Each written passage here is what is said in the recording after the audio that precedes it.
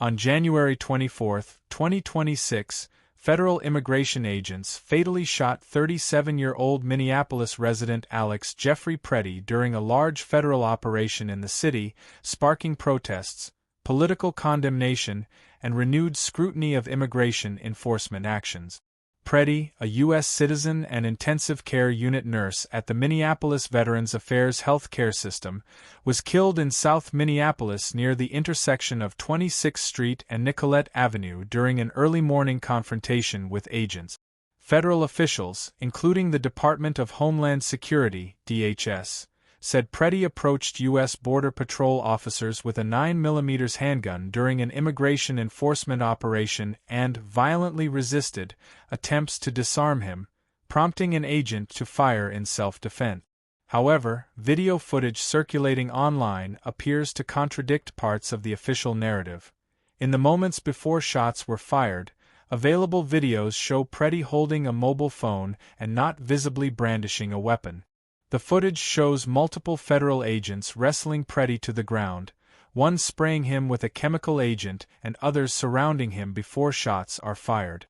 The incident occurred amid freezing temperatures and frequent demonstrations in Minneapolis, where federal immigration agencies have stepped up enforcement operations under Operation Metro Surge, a Trump administration-led crackdown. Pretti was widely described by family, friends, and colleagues as a kind, caring ICU nurse and community-oriented individual who had no significant criminal history beyond a few traffic tickets. He was known for helping people, working with critically ill veterans, and participating in local protests, including ones against immigration enforcement and other social justice causes. His family expressed shock and grief after his death, emphasizing that he was devoted to serving others. The shooting drew hundreds of protesters into the streets of Minneapolis, with demonstrators decrying the federal presence and calling for the end of ICE and Border Patrol actions in the city. Local officials responded strongly. Minnesota Governor Tim Walz demanded that the White House end the federal operation and pull agents out of the state, calling the situation sickening and asserting the state would lead its own investigation.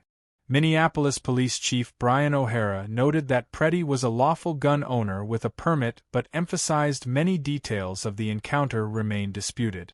Civil rights advocates, medical associations, and community groups have questioned the legality and proportionality of the use of deadly force, especially given the conflicting accounts and video evidence. National political figures from both parties also weighed in, with some condemning the violence and others defending federal law enforcement actions.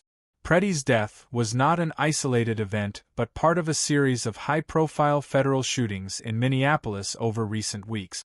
On January 7, 2026, an ICE agent fatally shot 37-year-old Renee Good in South Minneapolis, igniting ongoing protests and criticism of federal tactics. Authorities have increased immigration enforcement operations in Minnesota, which federal and state officials have described in starkly different terms. DHS characterizes them as necessary security measures, while state leaders and activists see them as overreach and excessive use of force.